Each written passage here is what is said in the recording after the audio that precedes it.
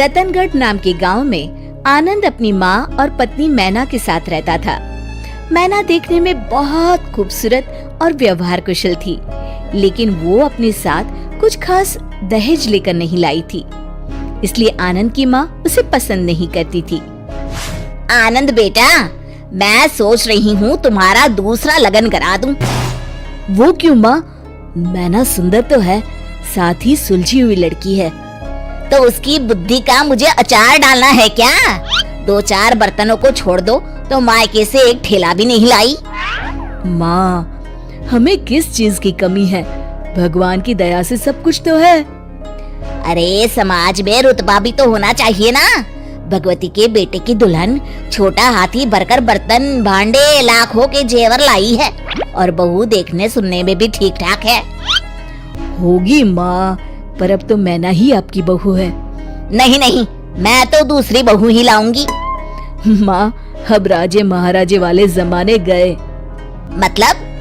मतलब मेरी भोली माँ, यदि एक बीबी के होते दूसरी शादी की तो मेरे साथ साथ तुम्हें भी जेल की चक्की पीसनी पड़ेगी। और अगर मैं पहले ही उसे भगा दूं तो? वो कैसे माँ? वो सब तो मैं संभाल लूंगी, तू बस देखता रहे। इतना कह के सुमन वहाँ से निकल जाती है। अगले ही शाम की बात है। बहू, तूने सुना मोहन की दुल्हन कितना दहेज लेकर आई है? जी माँ जी। तुझे शर्म नहीं आई सुनकर? शर्म कैसी माँ जी? जितनी मेरे घर वालों की हैसियत थी उन्होंने भी दिया है। अरे इससे ज्यादा तो भीख मंगे अपनी बेटी को देते हैं। ये सुनकर मैना कूट कूट के रोने लगती है। ये रोना धोना अपने मायके में जाके करियो। मैं तो अपने आनंद का दूसरा लगन कराऊंगी। उसके लिए मैंने तो लड़की भी देख रखी है, शुभा। खूब पैसे वाले लोग हैं। माँ जी, ऐसा ना कहिए, आप जो कहेंगी वो करूंगी मैं। सुमन ने बहू की एक ना सुनी, वो वहाँ से चली गई। रात को जब मैना और आनंद सोने लगे, सुनो जी।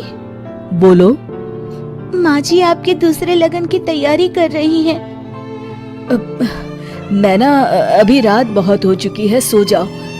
कल मैं माँ से बात करता हूँ। ठीक है जी, पर मैं कहीं नहीं जाने वाली, बताई दे रही हूँ।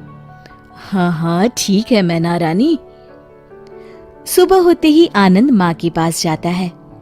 माँ, मैना बहुत अच्छी लड़की है और बुद्धिमान भी है। क्यों आप दूसरे लगन के चक्कर में पड़ी हैं?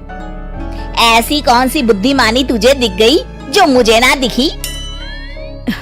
माँ, आप जैसे चाहे वैसे पता लगा सकती हैं।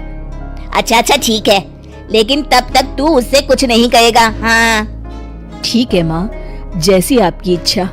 चलो मैं ऑफिस के लिए निकलता हूँ। अगले दिन मैना अपने कमरे में कुछ काम कर रही थी। मैना, ओ मैना, कहाँ मर गई? आई माँ जी।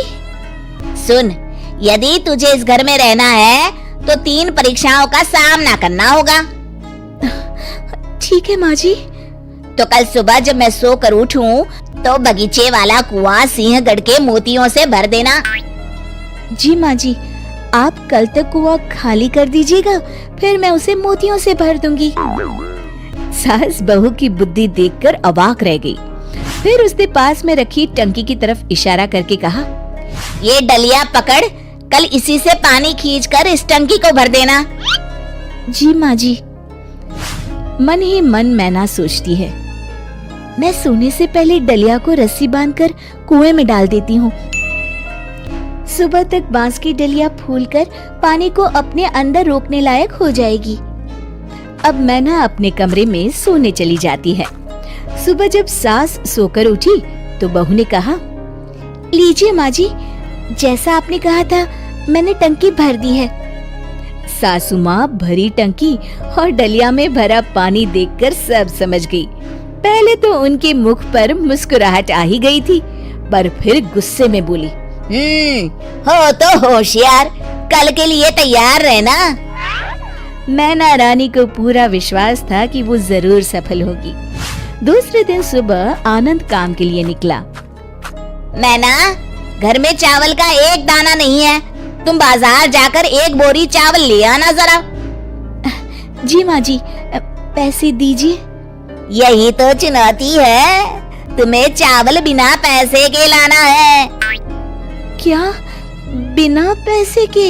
हाँ, और अकेले उतनी दूर जाना ठीक नहीं है, तो तुम साथ में ये नील गाय ले जाओ।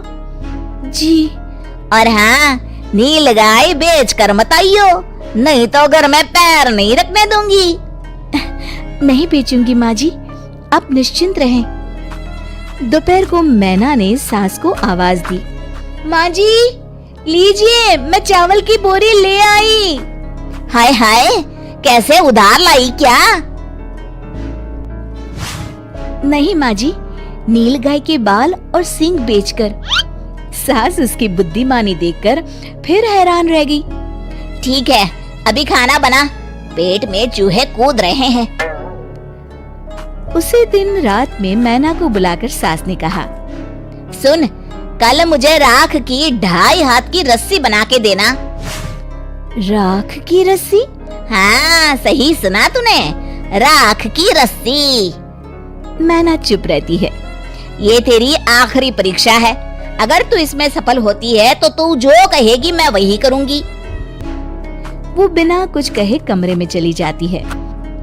सुबह होती है और सासू माँ मन ही मन सोचती हैं, लगता है इसका कोई तोड़ नहीं मिला मैना रानी को, तभी तो सामने नहीं आई। चलो बढ़िया है, पिंड छूटा, अब मैं जाकर नहा लेती हूँ। उधर मैना ने एक बड़ी थाली में नाप कर 2.5 हाथ की रस्सी रखी और उसमें आग लगा दी, जिससे वो रस्सी राख की बन गई। जब कुसुम नहाकर आई, तभी मैना ने आकर धीरे से थाली रखते हुए कहा, माँ जी ये लीजिए राख की रस्सी। सास ने परात की तरफ देखा और मैना को गले से लगा लिया।